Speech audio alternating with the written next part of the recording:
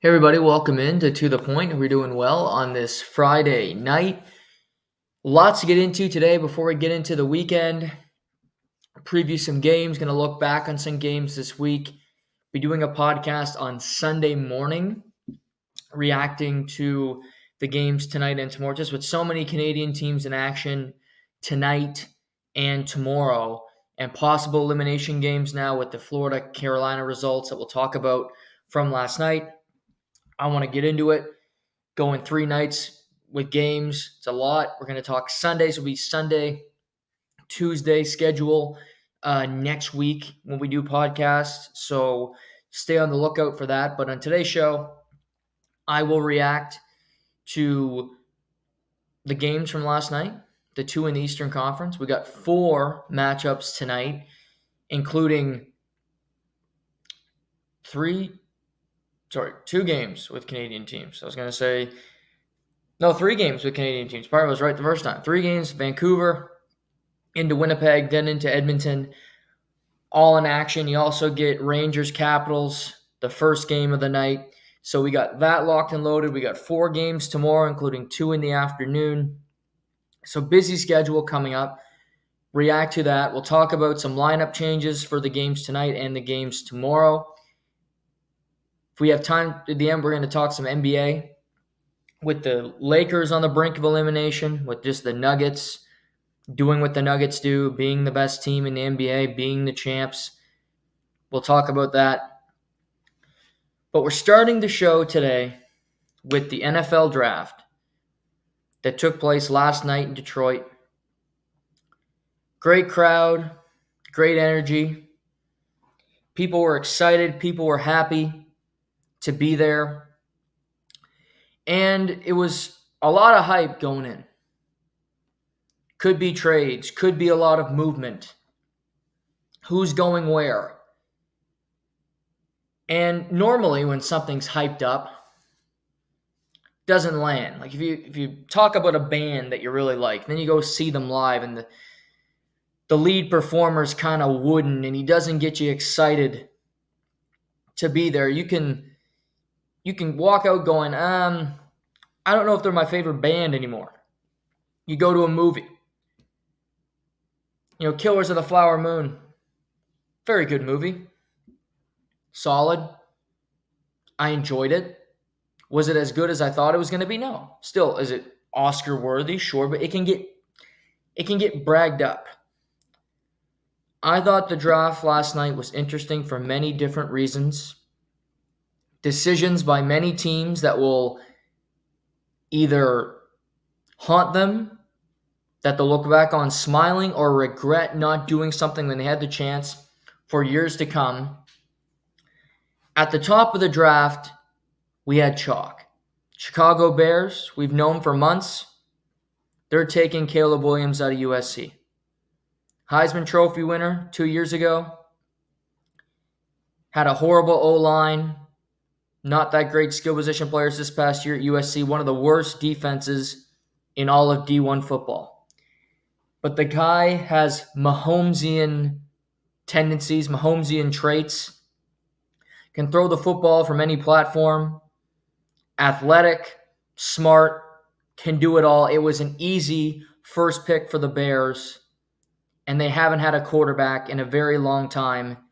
And they have one now. And it's well known. The 85 Bears, that was the last time the Chicago Bears won a Super Bowl. They have their franchise quarterback today. And they should be thrilled. And they had a good first round, which I'll talk about in a minute. Second overall, Washington Commanders. Some speculation they could trade out. Maybe they go somewhere else. They had 4 quarterbacks in their location last week. And I guess during that, Jaden Daniels' agent tweeting out, not really happy that they're bringing in so many guys. You think you have your player already. But in the end, they don't go Drake May. They don't go J.J. McCarthy. They say, we're sticking with Jaden Daniels, quarterback at LSU, the reigning Heisman Trophy winner, the best player in college football last year. A great story. Originally went to Arizona State. Had an awful tenure, transferred over to LSU when Brian Kelly left Notre Dame. Has 2 years, kind of as the Joe Burrow arc. In year 1, he was okay. In year 2, he's phenomenal. Joe Burrow had 60 touchdown passes, was the Heisman Trophy winner. He won a national championship. Jaden Daniels didn't win a national championship, but he had that same year. And in the end, he goes to Washington, becomes their quarterback of the future. They get their guy. They've been searching for a franchise quarterback really since Kirk Cousins left for Minnesota, and that was a long time ago. They had Alex Smith, and unfortunately his career didn't go right with that horrible injury. But now Washington, they want to build a new stadium. They have new ownership. They've hired a new coach in Dan Quinn. They've hired a new GM in Adam Peters, who was formerly with the San Francisco 49ers. Now they have their quarterback. They have different skill group. They spent a lot of money in free agency. I don't think it's a horrible situation. A chalk pick for Washington. We get to 3, New England Patriots. Because they could have traded out. Now, New England needs a quarterback more than anybody. However, their roster sucks.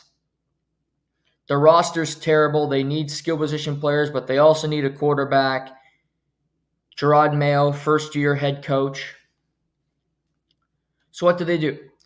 Well, they took calls from the Giants, who are at 6, who were interested in moving up. They took calls from Minnesota. But in the end, the Patriots looked at their board, said, we like the quarterback a lot, and they take Drake May, the quarterback from UNC. I've seen him play a lot, talented, a lot like Justin Herbert. That's my comp. I think he'll be a good pro. I think he needs to fix his mechanics a little bit.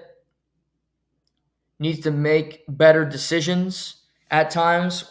When's the right time to throw? But I would have taken Drake May if I was the Patriots, so I agree with the pick. They need a quarterback. I think he should sit for at least half a season, learn, figure out how the NFL works. Every week, get better using your skills. Hopefully that the Patriots did trade up into the first round later. We'll talk about they get a skill position player. In a perfect world, they get some more in the draft, more players to work with.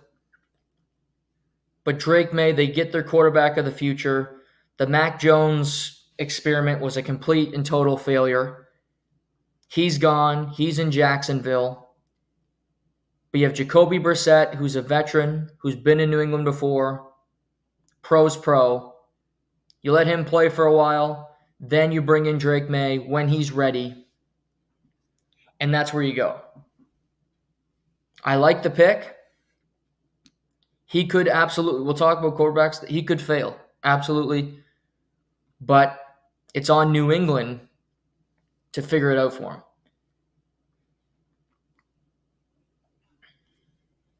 4, Arizona. Arizona's dilemma was, do we trade out and get more picks, which is what they did last year when they made a deal with Houston. Houston took C.J. Stroud 2. They moved up to 3 and took Will Anderson Jr. the 3rd from Alabama. Damn good draft. Arizona could do that again for a team that wants a quarterback, for a team that wants a wide receiver.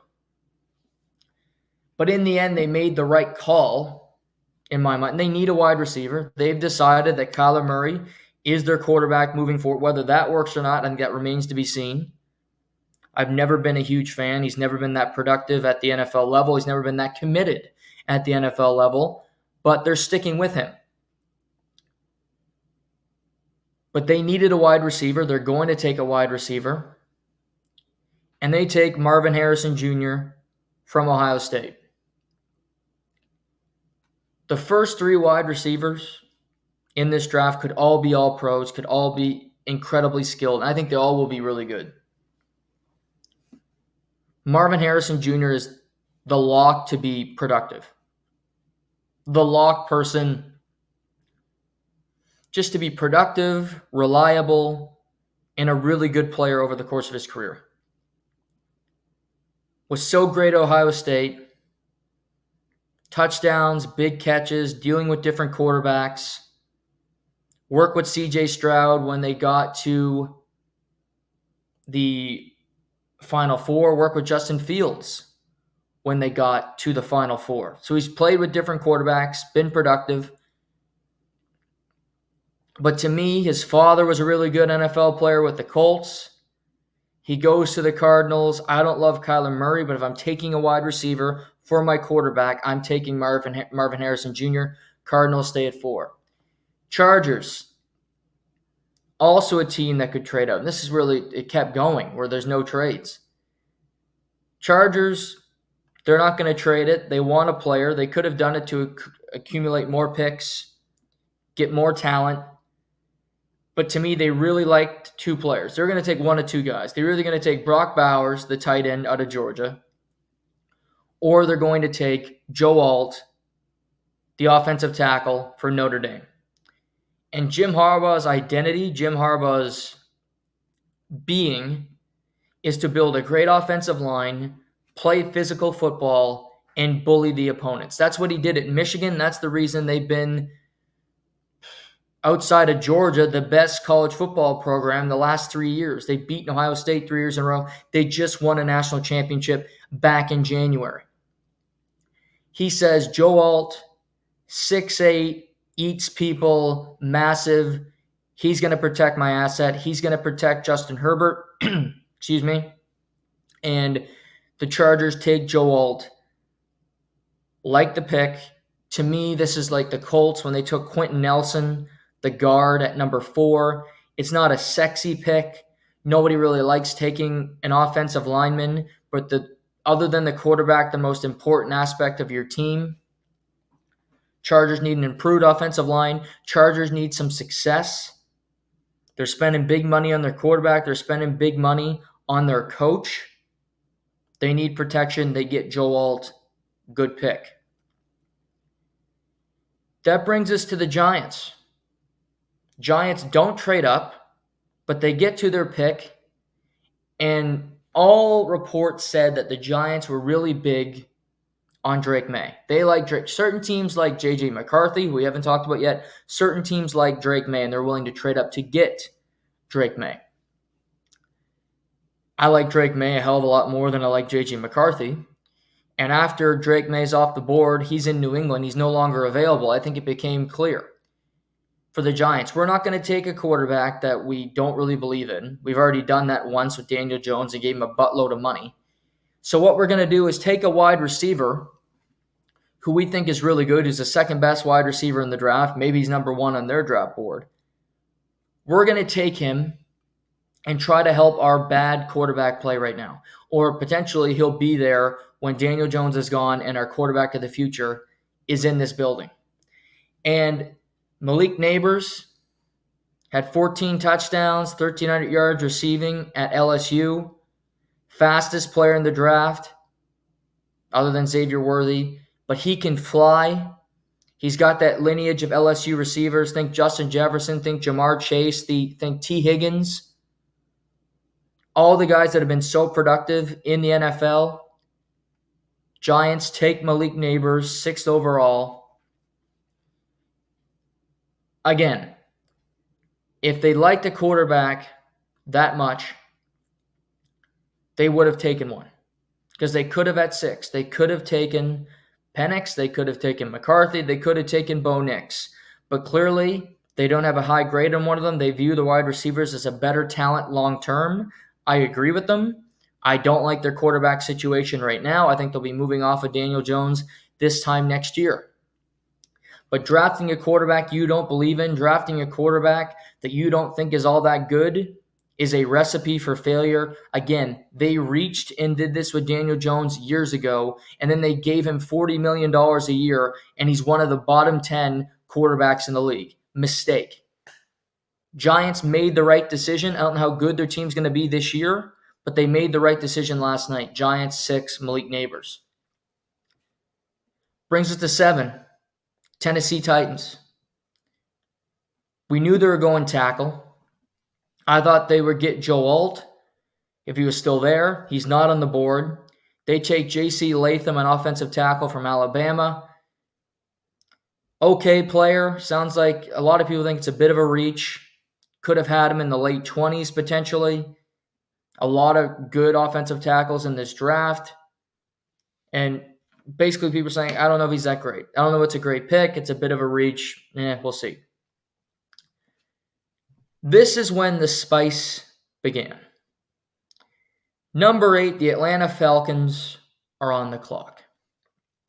If you're unfamiliar with the Atlanta Falcons, in the last 3 years, they've drafted 3 offensive skill position players in the draft.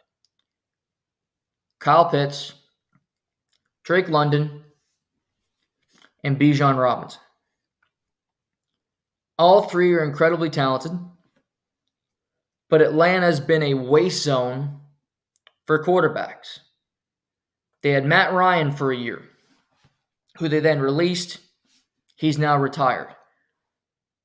You had the experiment season, bouncing through guys, hoping for some success. Didn't work out. Missed the playoffs. Then you bring in Heineke, who's the backup but could potentially play, an old Desmond Ridder out of Cincinnati, who they took in the 4th round a couple years ago.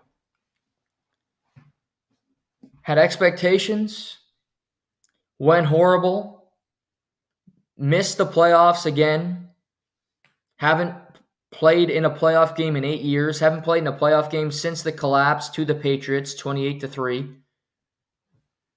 They've had the same GM for the last 3 drafts, but they've never had a quarterback. Well, in March, the first signing of any player, of all the players available in free agency, was Kirk D. Cousins, who left the Minnesota Vikings to join the Atlanta Falcons.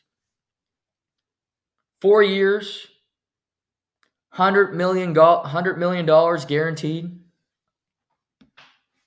Gets another big deal. They get their quarterback in a subject division.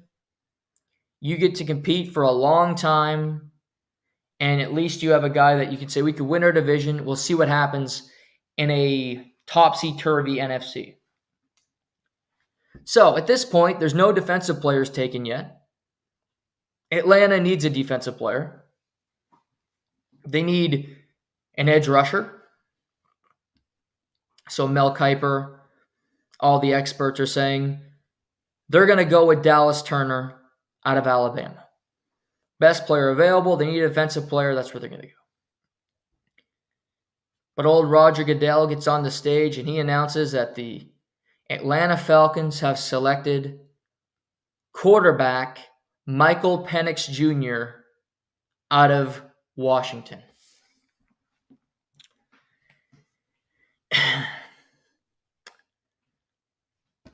If you've listened to this show, you know I'm a big fan of Michael Penix Jr. He's got the best deep ball in the draft, incredible poise, couple extremely great years in Washington. You could make the argument he should have won the national championship game last year. He carved out the University of Texas as a betting underdog and was phenomenal in the semifinal. However, he's had surgeries on both shoulders, throwing and non-throwing shoulders, multiple knee injuries, torn ACL on both knees, and he's not really a mobile quarterback. More of a stationary guy with a big arm that can escape a little bit. I think the guy's talented. I think you can make the argument he should have gone in the first round to somebody or early second round. But he goes to the Falcons. If it's another team and they like him that much, I'm okay with it. To me, the Atlanta Falcons taking him is beyond stupidity. It makes no sense. quite frankly. You just give a quarterback $100 million. $100 million guaranteed to come play for your team. And you're probably thinking, if you're sitting watch night, if you're a player on the Falcons watching the draft, and if you're Kirk Cousins, we're going to take somebody that's going to help our team next year. He's going to come in, be a position player, be at the meetings, have an impact, try to help us win the NFC South. No, you take a quarterback who's going to be the backup to Kirk Cousins and who very well may not play for 3 to 4 years. And you might think, well, no, that's what they did. That's what the Packers did with Jordan Love. True. Packers did do that with Jordan Love. But here's an interesting factoid to throw in the mix. Jordan Love currently is 25 years old. He's been in the NFL for 4 years. That means he came into the league when he was 21. Michael Penix Jr. How old do you think Michael Penix Jr. is? Michael Penix Jr. will be 24 on May 8th. Next week. So he's coming into the league a year younger than Jordan Love, and yet he'll start playing when he's 27, 28 years old after sitting on the bench. There's a difference. This dude can play now. He played 6 years of college football. He's got tons of reps. He played at Indiana, then he played at Washington. He's been through it. He's seen every defense.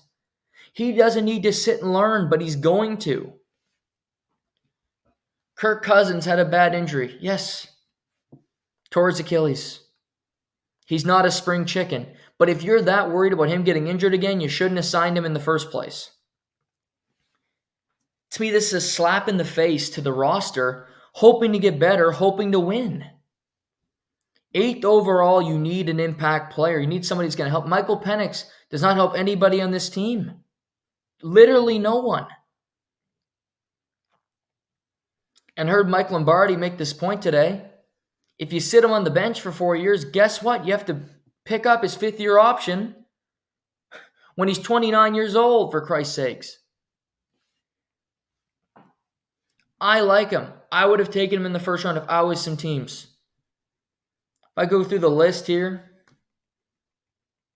Rams at 19. Yeah. Raiders at 13. Sure. Dolphins at 21. I'd kick tires. Dallas at 29. Potentially. There's teams where it did make sense. Because he is talented. I think he's better than J.J. McCarthy, personally. I think he'll have a better career. I don't think it's hard. He looked better in college than Drake May. To look better in college than Jaden Daniels at times. Went farther than those two, than the top 3 quarterbacks taken. But he had a talented roster at Washington. A lot of guys from Washington went in the first round, which we'll talk about. But this is a GM who takes skill position players 3 years in a row without a quarterback. Now you have your skill position players, you have a quarterback, and you go, let's get another quarterback with the 8th overall pick. On the mothership last night, they showed the war room. The owner, Arthur Blank, talking to Emoni Asamoah, the GM. It looked like a heated discussion. It looked like, what the hell are we doing here? All the rest of the war rooms, they're hugging, they're doing their bro hugs when the cameras go on them. They've known who they're picking for a long time. This isn't draft day with Sonny Weaver Jr. trading up Bo Callahan, trying to get Bo Callahan. No. You know who you're taking. It's a PR bullshit stunt. The Falcons, it didn't look that excited. It didn't look great. I don't know. I like him. He could be the future for Atlanta. But the way their roster's built, their point of view right now, it made no sense to draft him. It's idiocy. Help your team. You don't need another quarterback. 9th overall, Chicago Bears take Rome Odunze, wide receiver out of Washington. I love the Bears 9. 1st overall, it's hard to be mad. They get Caleb Williams. They get the best player in the draft. 9, they get Odunze. To me, Odunze is as good or better than Malik Neighbors. Caught a lot of passes from Michael Penix at Washington. I think the kid's a stud. You get him, Keenan Allen in Chicago. DJ Moore, who had a great first year, and now he gets to play with Caleb Williams. The Bears are a decent team. Their defense needs some help day 2, day 3 in the draft.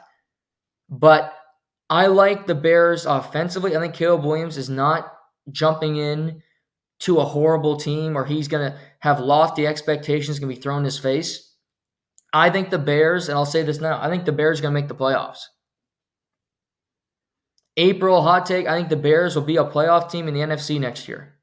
Easy. They're a good team, sure, and teams will get better from the draft. But to me, the way the Bears look, outside of their coaching, which you can still question, and outside of their GM, you could question a little bit, I love their draft last night. You get the best quarterback, and I think you get the second best wide receiver in the draft, and you get him at 9, and you don't have to move. And the Bears shouldn't have traded that pick either. Absolutely the right call to stay at 9, get a receiver, you need another one. Now you have talent, you have the quarterback, you have the dudes to go play with anybody in your division. Love it for the Bears. 10. Jets are on the clock. But after the shocker move that Penix goes to Atlanta, I think Minnesota says, we need a quarterback. Kirk Cousins is gone. We've signed Sam Darnold, but he's a backup. We know it. He's a stopgap. He's a placeholder. So we need our guy. They're picking 11, but they move up a pick with the Jets. The Jets get a 4th and 5th rounder from Minnesota for pick number 10. So they get 2 extra picks. In Minnesota, with the 10th pick, they take J.J. McCarthy out of Michigan. It was talked about all along. J.J. McCarthy's going to Minnesota. For a quarterback, going to Minnesota might be the best destination in the entire draft. You get Justin Jefferson, who's the best wide receiver in football. He needs a new contract, but you have him. You have Jordan Addison, who had a phenomenal rookie year out of USC. TJ Hawkinson, stud tight end. I love him. Dalvin Cook comes over from Green Bay, motivated, ready to play. Pretty solid offensive line. You get to work with Kevin O'Connell, who I think is one of the brighter young minds, young head coaches in the league. J.J. McCarthy didn't have to do much at Michigan. And it helped him and hurt him because you might go and say, why is he going this high? Which is absolutely my point of view. But you can also say he knows how to run a system. He knows what he is as a quarterback. He's not going to be afraid to do less because he did it at Michigan and they won in the end, and that's all that really matters. Extremely coachable. He can make good throws. And he didn't have great wide receivers at Michigan. He does in Minnesota. The NFC North just got a hell of a lot more competitive because Green Bay whooped the Cowboys and got to the divisional round, and they should have beaten San Francisco in that game. They're good. Jordan Love's legit. Bears getting Odunze, getting Caleb Williams. Vikings pick up J.J. McCarthy. They have a good roster already. To me, the NFC North is really competitive. A lot of good teams. Teams trying to get better. Trying to compete with. Also, you have the Detroit Lions, who were in the damn NFC Championship game last year. And they're loaded. That division has a lot of tough teams. You're going to have to play really well to make the playoffs in the NFC North. Minnesota's like JJ from the beginning of the draft process, and they end up getting him. Good on Minnesota. Good on the Jets for getting a couple extra picks. And if you're keeping count here, that's 5 quarterbacks in the first 10 picks. Jets on the clock at 11. They pick Alomni Fashanu, offensive tackle from Penn State. They needed offensive lineman. Protect Aaron. Protect your asset. Your offensive line was horrible last year. You signed Tyron Smith, but he's one of the most injured left tackles in football. He will miss games next year with that neck injury. So you get a replacement for him, build your future offensive line. Also for the Jets, it's now or never because Aaron Rodgers is not playing forever. So you end up picking up some assets. You pick a tackle who you're going to pick anyway at number 11. Good on the Jets. They're either taking him or Bowers. That brings us to 12. Denver Broncos. Another team in desperate need for a quarterback. Russell Wilson released. He's on the Steelers. Only quarterback on the roster for the Denver Broncos is Jarrett Stidham, former backup quarterback with the Patriots, was the backup for Wilson last year. He's fine, but he's not a starting quarterback in the NFL. So the Broncos, who are kind of in this weird transition of we want to be competitive, but we're not good enough to be competitive, but we want to try to stay in the mix. Denver at 12 decides to take Bo Nix out of Oregon. 6 quarterbacks taken in the first 12 picks. Sean Payton loved Bo Nix because Sean Payton is built like Drew Brees. Kind of a system quarterback, small, gets the ball to his receivers, extremely accurate, can run an offense, smart player, and to me, it's just a match made in heaven for Sean Payton. He was going to get him. To me, Denver was worried with only 1 pick in the first round. He's not going to be there when we pick again, which I think is a fair read. Quarterbacks are going crazy here. The top 6 are above the rest of the quarterbacks when it comes to, Spencer Rattler will go in the second round today. He'll go to somebody. But they don't like the rest. Michael Pratt, Spencer Rattler, they aren't what these guys are. The Raiders are right behind you in your own division. They need a quarterback. They could take Bo Nix. I'm sure they're bummed that Michael Penix Jr. is off the board. I don't know if he'll start right away. Thinking back to Bo Nix, I remember podcasting with Matt Wright, and we talked a lot about Bo Nix at Auburn. His father played at Auburn, really highly touted prospect, and he was a letdown at Auburn. He ended up having to transfer, which was the best decision he could make. Goes to Oregon, has 2 really productive years, has the 2 highest completion percentage years in Oregon history. Last year, he had the best completion percentage in D1 football history. And he was just kind of like a point guard, like Steve Nash finding the wide receivers, and he made it happen. I don't know how he's going to translate to the NFL. He's more mobile than Drew Brees. I don't think he has quite a good arm as Drew Brees. But he's solid. I think he's a smart quarterback.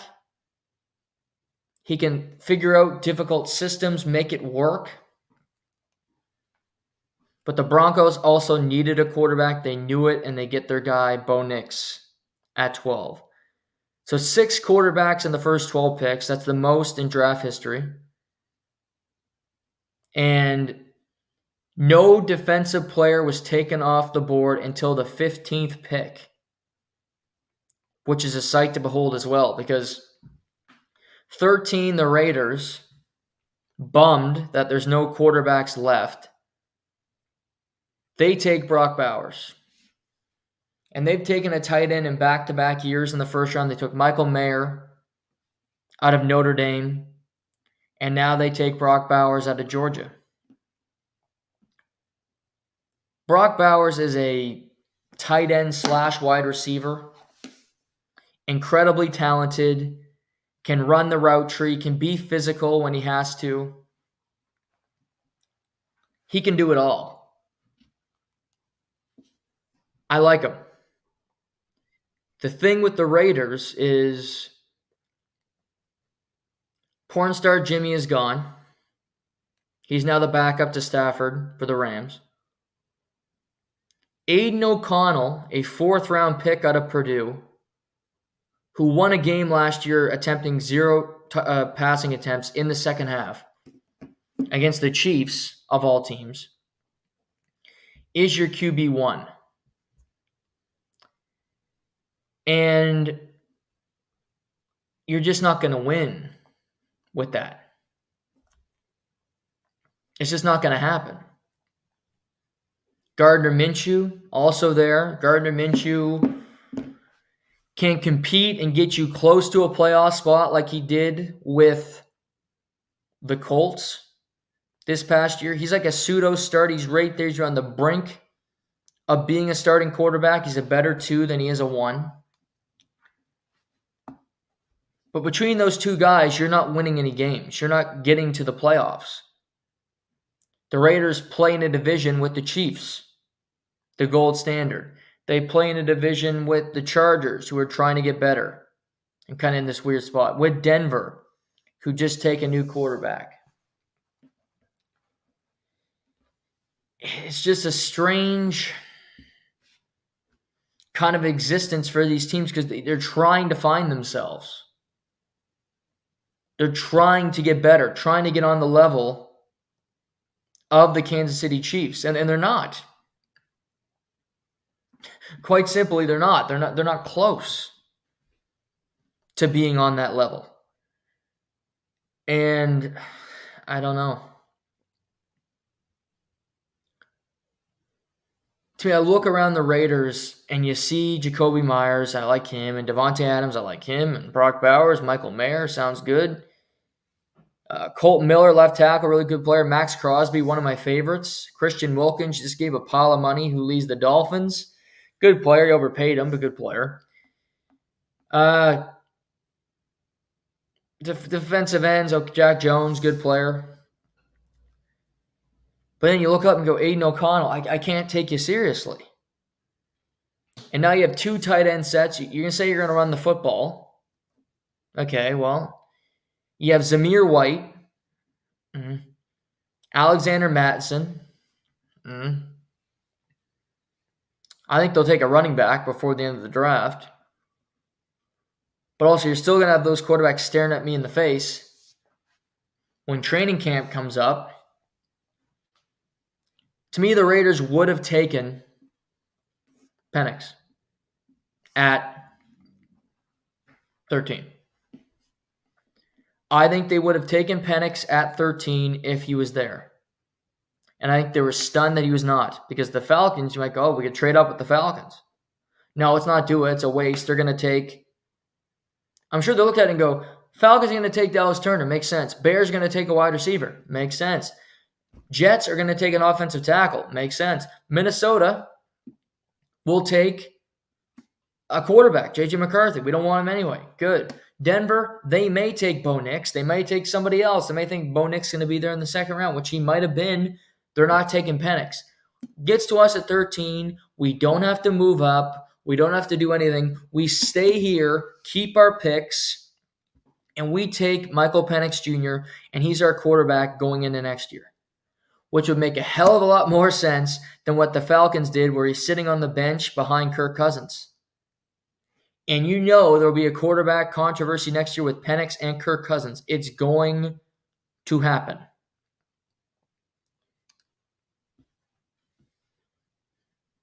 Raiders have good, but they're becoming the new Falcons, where they don't have a quarterback. They have a lot of skill position players that you like. I like Antonio Pierce at head coach, but expecting him to be successful with a fourth-round Aiden O'Connell out of Purdue and a Gardner Minshew who's a backup quarterback who can keep you competitive, you're not getting anywhere with that. And they could be a team that takes a quarterback in the second round, potentially. Sure.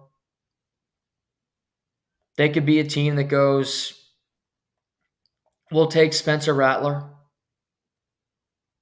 We'll take Pratt later in the draft. But, I mean, there's better ways to do it. I mean, it's not the best thing to do. You could help out the rest of your roster. To me, it just doesn't make sense. I don't like it.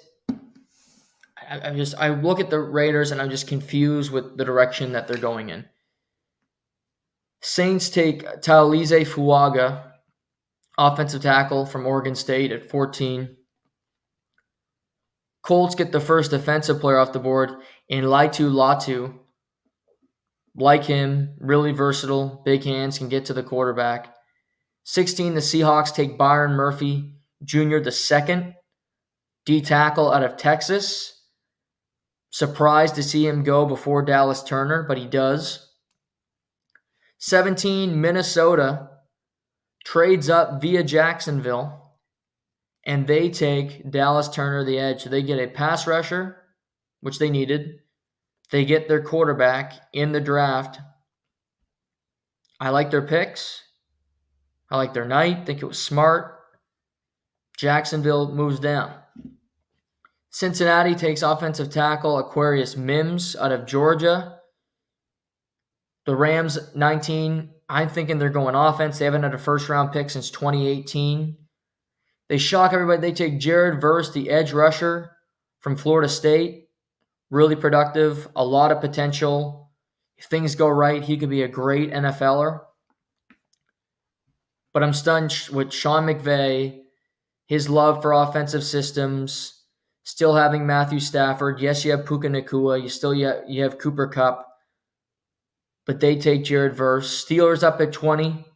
They take Troy Fountainu, a guard out of Washington. With that count, 3 members of the Washington Huskies go in the first round. Really impressive for a program that really didn't have a lot of personality before that. 21, the Miami Dolphins. They lost a lot of players in free agency. They need a lot of help in this draft. They take Chop Robinson, defensive end out of Penn State. Bit of a reach. Not really sure if he's going to be a great talent at the next level. They needed defense. They needed to go defense, and a lot of great defensive players were taken before it got to them. But I'm not so sure. They could have taken a cornerback, quite frankly. Yes, they still have Jalen Ramsey, but Xavier Howard is likely, they released him. He's going to have to retire, likely because of his injuries. There's a lot of corners who go after these picks later in the first round. I like a lot of them. Like at 22, the Eagles take Quinion Mitchell, corner out of Toledo. Really versatile, good player. To me, Detroit at 24, the home team, they take Terrion Arnold out of Alabama.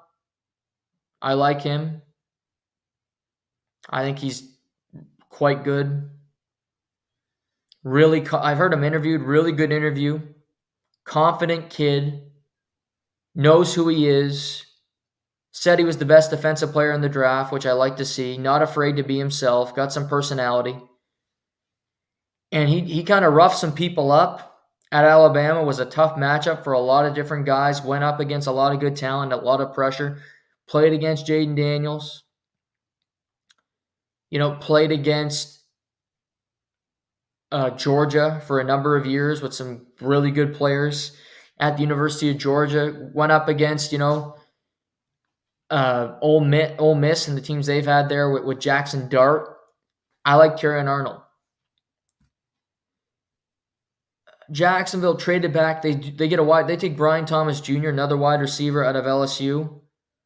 Kind of a burner guy, can do a lot of different things. Another weapon with Calvin Ridley leaving. Green Bay takes Jordan Morgan, offensive tackle for Arizona. Tampa Bay takes Graham Barton, a center out of Duke. 27, Arizona takes Darius Robinson, offensive tackle out of Mizzou.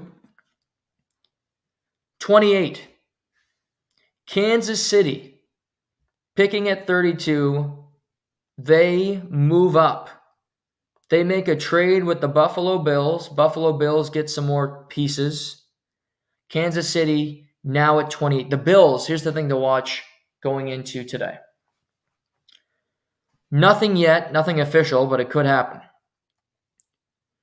Do the Bills trade for either Brandon Ayuk or Deebo Samuel from the San Francisco 49ers?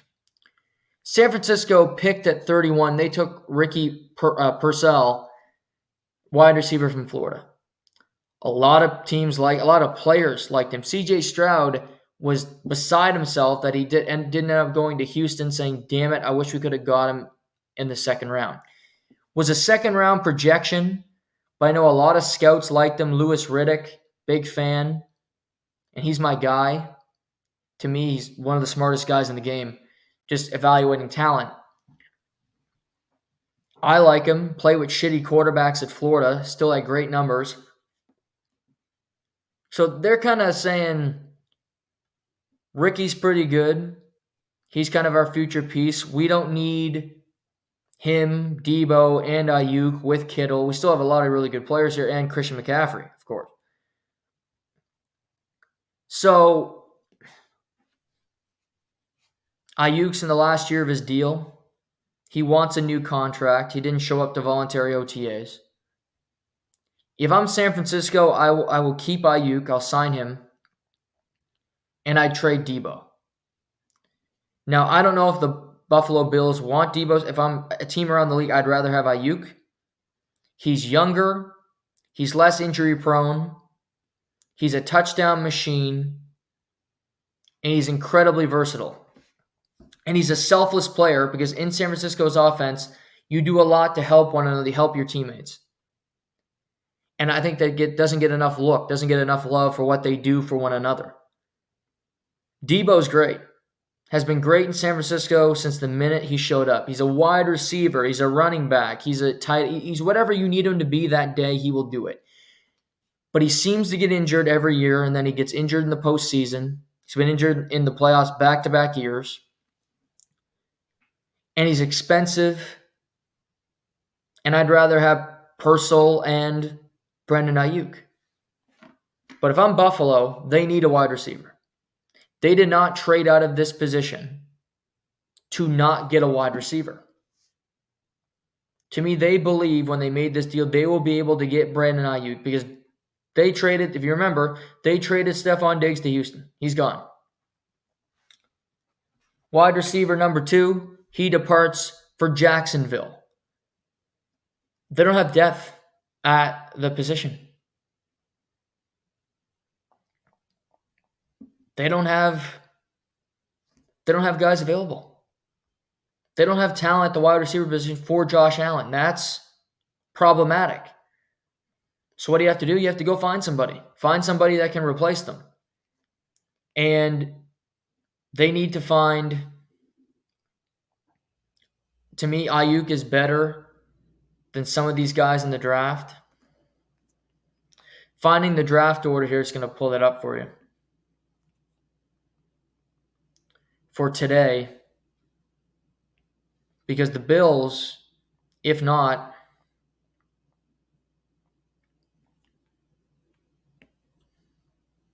draft order, second round. Just a second here, folks. Just going to pull this up here. Here we go. So,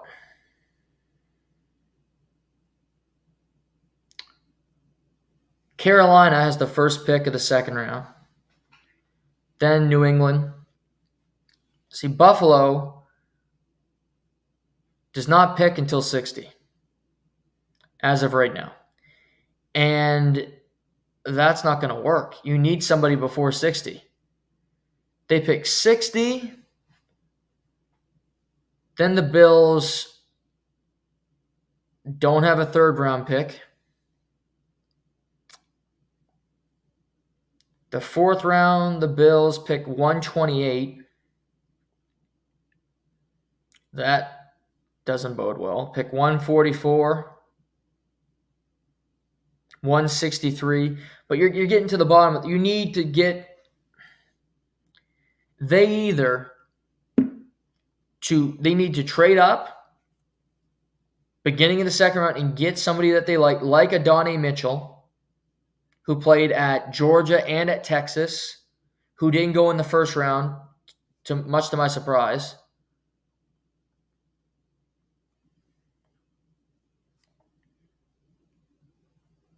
I thought he would. He doesn't go.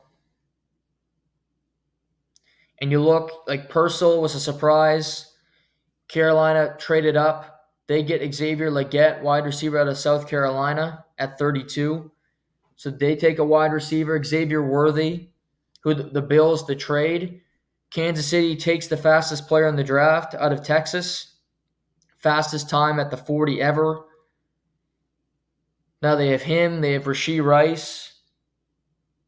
Hollywood Brown. They have a fast wide receiver room. But looking at the best players available, Adonai Mitchell is the best wide receiver on the board to start the second round.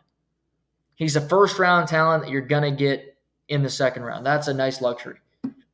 But for the Bills, they need a wide receiver. It's not maybe they need one. If they do not get one in this draft high in the second round or end up trading for Brandon Ayuk or Deebo Samuel, this team is in big trouble because they have been the team that loses to Kansas City every year with the team that they have. With worse wide receivers, they're not going to go as far. They won't get to the divisional round and then lose to the Chiefs, which is what they do every year. They need to do something. Second and third round of the draft tonight. Then we get 4 to 7 tomorrow afternoon. So an awesome weekend of draft coverage. Best players going in tonight. Cooper DeJean, cornerback at Iowa. I like him. Really good, versatile player. I mentioned Adonai Mitchell. Ladd McConkey, wide receiver out of Georgia. Not that high on him. I think he's more of a complimentary, not a one for sure. Johnny Newton, D-tackle at Illinois. Kool-Aid McKinstry, another first-round player you're going to get in the second round. Corner out of Alabama. All these guys will be taken tonight, but just reading this list of players here. I mean, on USA Today's list, they have 5 guys that were listed in the first-round grades that aren't gone. Troy Franklin, wide receiver at Oregon. Not a bad little player. Edgerrin Cooper, linebacker out of Texas A&M. Keon Coleman, who's kind of a wide receiver tight end combo out of Florida State. Roman Wilson out of Michigan. When will a running back go? That's a big question. Does any running back go tonight? Maybe not. That's how crazy this is. There's not that many great, highly touted. Jonathan Brooks, 66, is the top one. Does he go before that? Does somebody really like him? Take a running back. You have Trey Benson out of Florida State. When does Spencer Rattler go off the board? He's kind of been listed maybe second round, maybe a third round talent at the wide receiver position. You have Jalen Wright, running back out of Tennessee, who some teams like, pardon me. So, should be fun. Some good players. Big weekend of draft coverage. We'll talk about it more on Sunday, but night one had its excitement, had some big moments. Also, the Eagles, they signed A.J. Brown to a 3-year, $96 million extension with $84 million of that guaranteed. That gives him $32 million per year salary. That's the highest ever in the NFL. And it doesn't usurp the money that Amon-Ra St. Brown got in his contract just Thursday morning.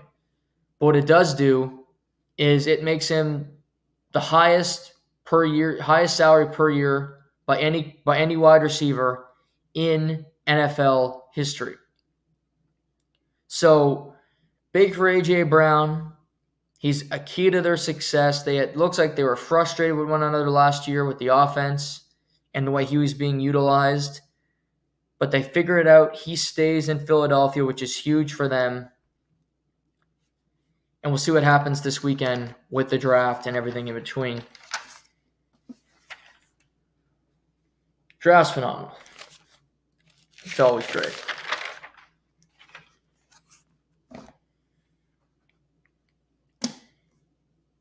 Four games tonight, 4 games tomorrow in the National Hockey League.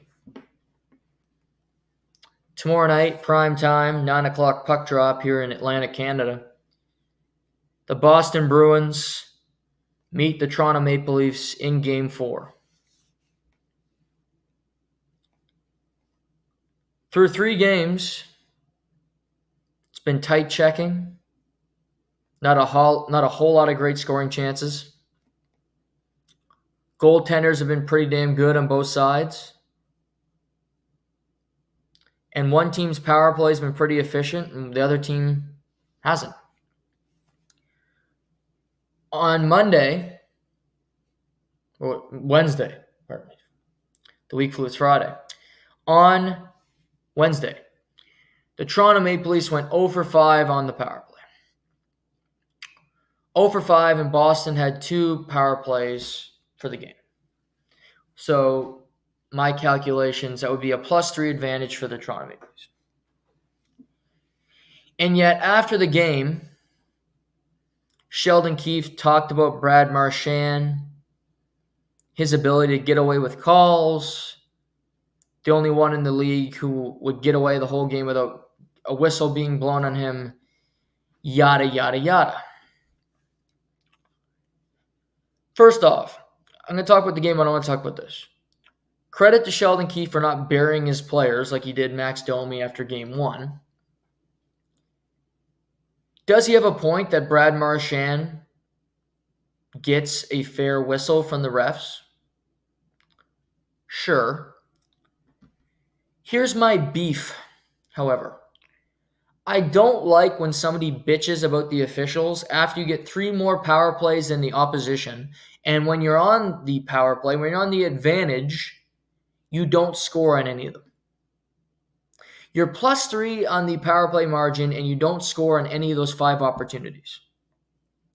So you're telling me on the 6th you would have scored a goal? Maybe the 7th, 8th, 9th, maybe give me a 10? Maybe do you score on one of those opportunities? This is just sour grapes to me.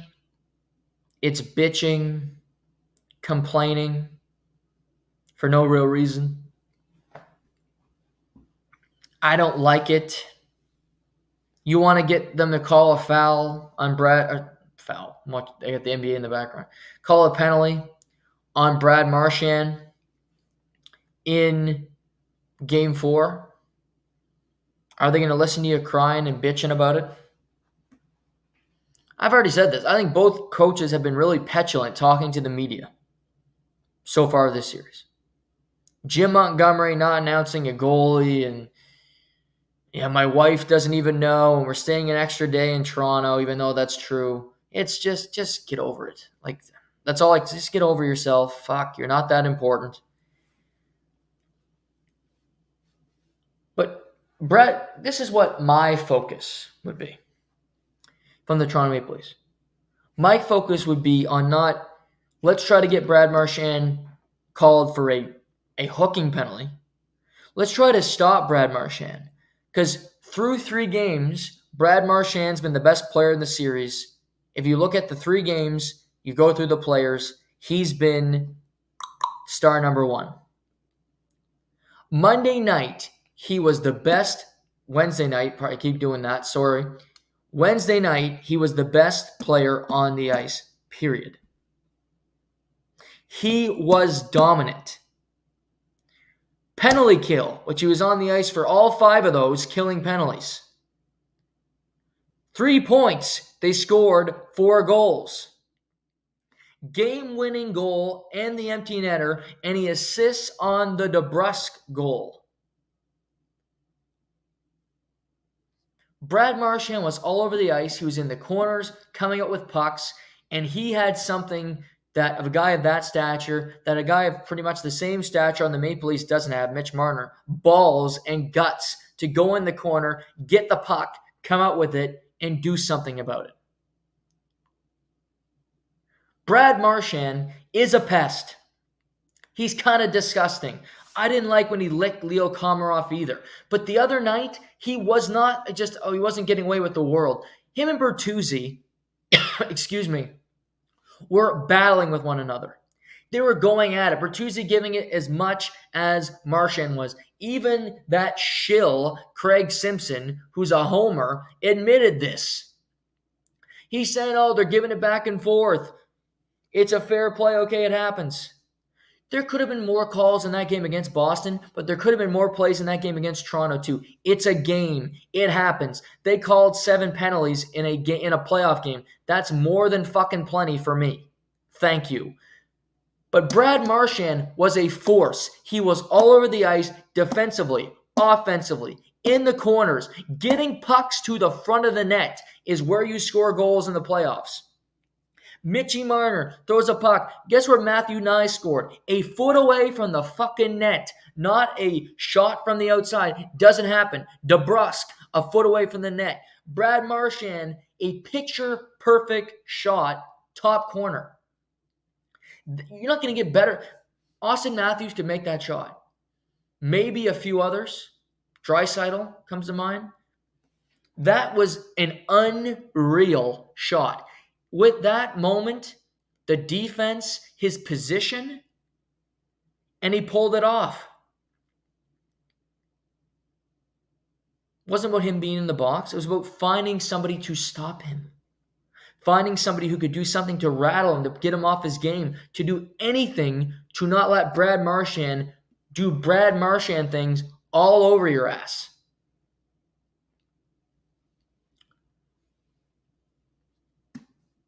If I'm Toronto, I'm not panicking. Because I think they played well the other night. I've said this to people. I thought they played well. I think they're the better team 5-on-5. And they had their moments. Timothy Liljegren, struggling. No doubt about it. He's not going to come out of the lineup because he's a right shot. But he struggled. He's been struggling in the series. Austin Matthews was not as good as he was in Game 2. Hard to be as good as he was in Game 2. But I thought he was okay. Just okay. Randy Carlyle on James Reimer. He was just okay the other night. No huge impact. I thought Mitch Marner was a lot better. But they lost the game, kind of like the Bruins lost the game in Game 2, where you play pretty well. You could make the argument that you should have won the game, but your defensive play was a little lapse. You let a team who had less special teams opportunities do better on the special teams than you. And every time you got some momentum, Boston found a way to kill it. You tie the game, 28 seconds later, Boston scores. Brad Marchand makes it 3-2. You pull the goalie. You have 2.5 minutes. You're thinking to try to score a tying goal. John Tavares takes a penalty. Just wasn't happening for them. All in all, that game, they just didn't have it. Looks like Bill Nye, the wrist shot guy, William Nylander, is going to be back in the lineup tomorrow night. I think he had a concussion. They're never going to confirm that till the season's over. But I think he had a concussion. I think they need him. I've said this. I think their third line's their weakest line. It's unclear who's coming out of the lineup, but by the way it looked at practice day in a picture, it looks like Ryan Reeves is coming out of the lineup, and I couldn't disagree more. with that decision. If you don't want to take Nick Robertson out because you think he gives you a better chance of scoring a goal, which I can't disagree with because Ryan Reeves is not going to score a goal. But Ryan Reeves has been really good in this series. Physical. I mentioned the Leafs' fourth line has outplayed the Boston Bruins' fourth line head-to-head, and it's not even close. If you're going to take somebody out of the lineup, take out Connor Dewar. Not Ryan Reeves. And maybe it won't be Ryan Reeves, but the way it looked like they're having a long chat, and Sheldon Keefe's telling Ryan, you're out tomorrow. And it's a tough chat. Somebody has to come out for William Nylander. To me, it's Connor Dewar or it's Nick Robertson. I'm not taking out Ryan Reeves. He hasn't been a problem. He has not been a liability in this series. Lyubushkin missed practice because he had a child. Brody took line rushes, but does that mean he's coming in? Do they take out Benoit? Do they take out Lyubushkin? Did they take out Liljegren, even though I don't see it happening because they want him because he's a puck-moving defenseman? We shall see. But tomorrow night's the game. Tomorrow night's the game. The home game. As I said, you're playing better than the opposition. The Leafs lose tomorrow night, they're losing the series. Period.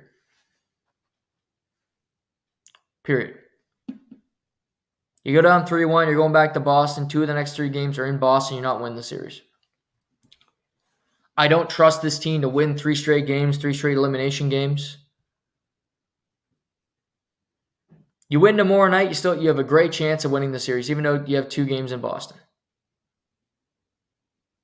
They lose tomorrow night, they're losing the series because I just don't trust them.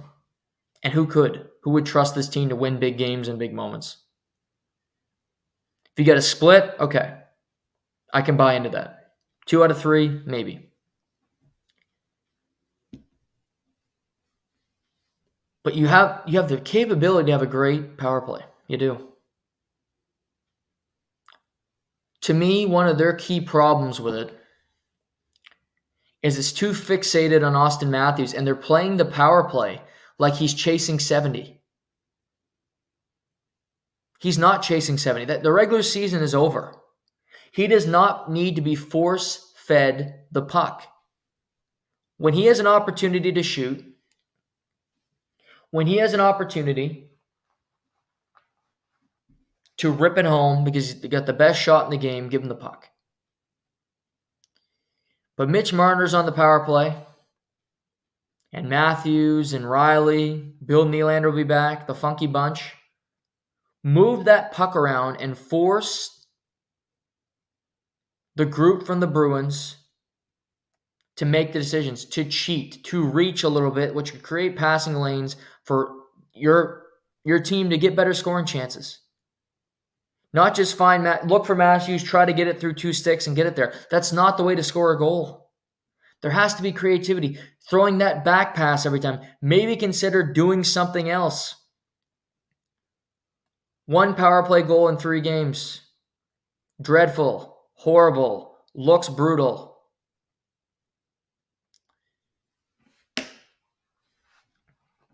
Boston Bruins, they've been doing this switcheroo for a long time now. Since the new year. Since it became 2024. It's been 2024 for a minute. Enough with the pivots. Jeremy Swayman is the goaltender. Hasn't lost to the Maple Leafs this year. Hasn't given up a first period goal to the Maple Leafs this year. That helps you. Looks entirely locked in. Looks great. Linus Ullmark was not the reason the Boston Bruins lost on Monday. Fuck's sakes. Keep mixing up the days. Monday. But I don't care.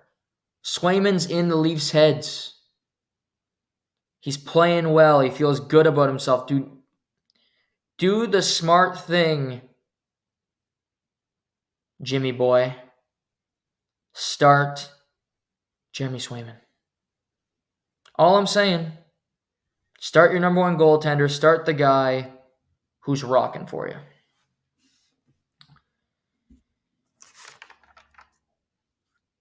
Carolina and Florida both win on the road last night in really one-goal affairs. For Florida, their best players come to play. Matthew Tkachuk if you look at the stat line last night,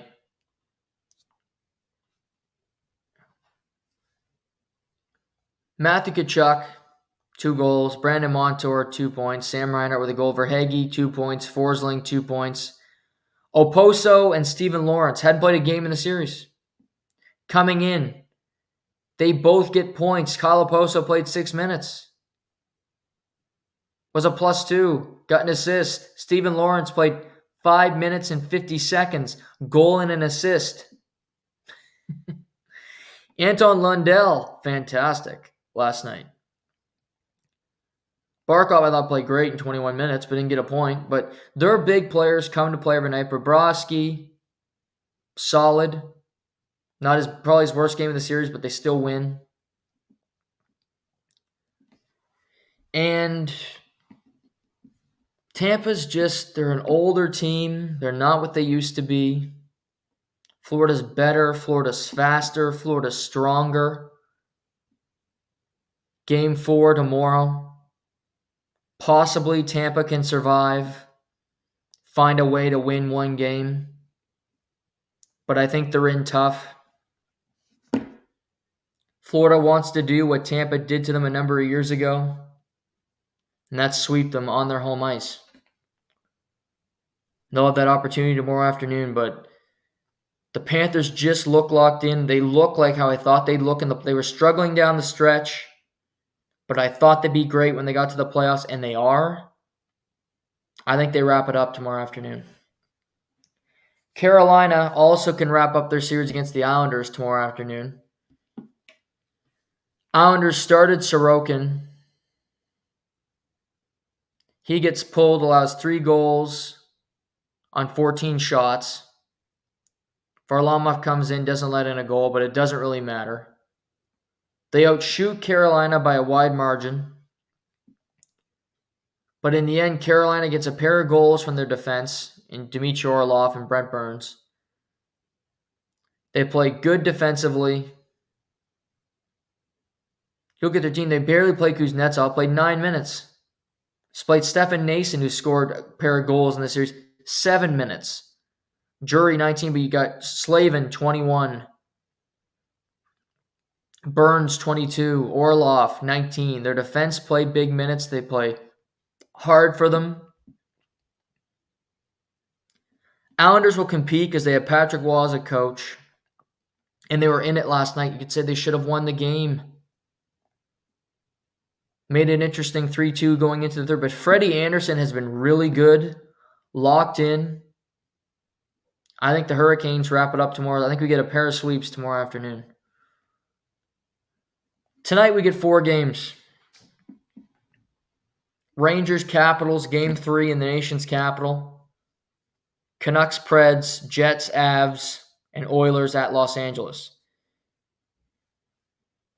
If the Capitals win a game in this series, it'll be a big accomplishment for them.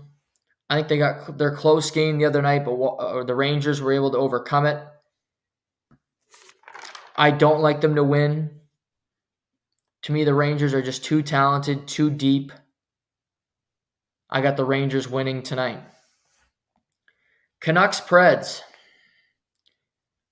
Still no Thatcher Demko.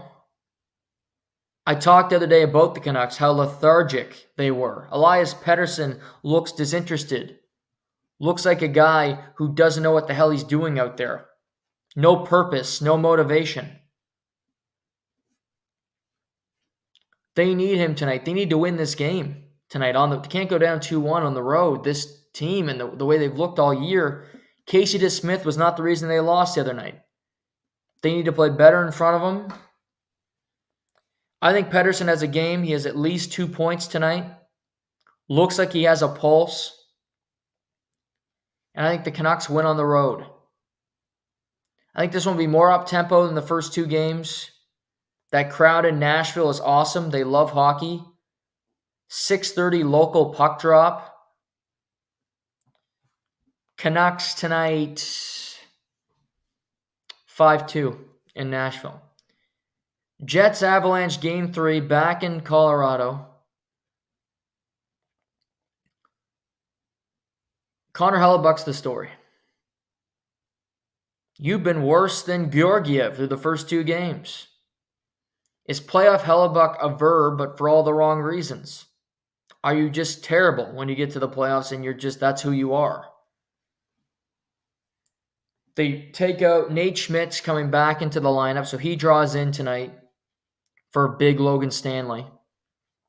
A little more defensive-minded play from Nate Schmidt. It's this series about the goal. Who's going to show up in net? Who's going to make a save? This series is awesome. This series is captivating. Get a Game 3, 1-1 in Colorado. Big moment for the Jets. 2-1 with the game halfway over in Game 2, and you kind of fell asleep and lost it. Couldn't do anything with that information. I don't know who's gonna. I don't have a feel for this series yet. I want to see more games. Want to see how they play. Can't wait to see it. Oilers Kings. Oilers Kings. Kings win Game 2 because their veterans refused for them to lose. Anze Kopitar turned back the clock. Was sublime in Game 2. First star of the game. Deservedly so. 3 points. 21 minutes. +3. He limited the opposition. He was great. He did everything he could. Doughty, I thought, was great. Doughty played 29 minutes in Game 2. Drew Doughty he's just phenomenal. That's all I can say about Drew Doughty. To me, he's so good. Lock Hall of Famer. Not a spring chicken anymore, but he's still great shape, can play the minutes.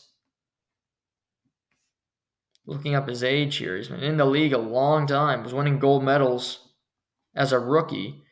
Drew Doughty's 34. Logging 30 minutes a game with ease for the Kings. But you look, Kopitar, Doughty, Kempe's been there a long time. He was big the other night.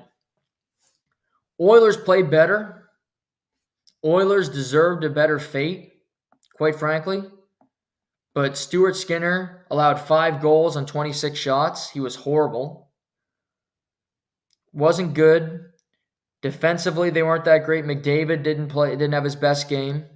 He can certainly be better. He's the best player in the world. He can be better. Draisaitl can be better. They need to tighten up defensively, not give up so much ice. I still believe the Oilers are the better team. I believe they're going to win the series. I got the Oilers winning in Los Angeles tonight in the late game, 11:30 puck drop. But tomorrow afternoon, you get those 2 games, Bruins, Leafs, and you get Stars, Golden Knights in the nightcap. Golden Knights win both games in Dallas. Jack Eichel, Jonathan Marchand, Ivan Barbashev, that line that really won them the cup last year, reunited, and it feels so good. Logan Thompson's been brilliant through 2 games, and Dallas cannot get the puck to the middle of the ice, and they can't score. Tomorrow night, they have to win. Down 3-0 to defending Cup champions, you are screwed. And Vegas looks pretty good. And here's the thing for the rest of the league. You got to pray Dallas can win here. Because the more reps they get, the more time they play together, they get surging again. And they would scare the hell out of me. To think Dallas is going to win both games in Vegas is a really big ask. A really big ask because Vegas loves playing in front of that home crowd in the playoffs. And tomorrow night, I think that crowd will be rocking for the Golden Knights. Now, Dallas can do it. They have the pieces. They were the best team in the Western Conference all year long. But you lose this game, that the team changes. Team will not be the same. Does Joe Pavelski retire? Do you move off of some pieces? Jay Gottinger, you gave him that money. He can't outplay Logan Thompson in a playoff series? A lot of pressure on Dallas to find a way to win that series. Tomorrow at 11:30, I'll be watching. Can't wait to see it. I think Dallas finds a way to win tomorrow night, make it 2-1, keep it interesting in that pivotal Game 3 game. Also, you got NBA, currently Pacers playing the Bucks. Early tip-off in Indiana. 41-28 for the Pacers in the second quarter. Still no Giannis Antetokounmpo for Milwaukee. Pacers should win this game at home, but Damian Lillard, always the potential for him to go off. But I think the Pacers will find a way to win this one. Tonight, you got Clips, Mavericks, Game 3 in Dallas. Tight game the other night. I think this series is close. Luka's been really productive, really good defensively. I like the Mavericks to win tonight. Close margin by 5 or less. T-Wolves, Suns, Game 3 in Phoenix. Suns lose both in Minnesota. Kevin Durant's looked pretty awful through 2 games. Offensively, can't do anything. He's going to make shots tonight. Devin Booker's going to be better. I think Grayson Allen will make a shot for the Phoenix Suns. They will win Game 3 this evening.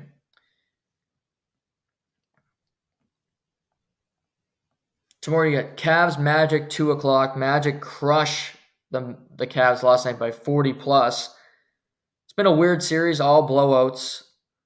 Thunder, Pelicans. Thunder can put the stranglehold on the Pelicans. Heat beat the Celtics somehow, without Terry Rozier and without Jimmy Butler. But I'm not worried about the Celtics. Celtics will crush them tomorrow night in Miami.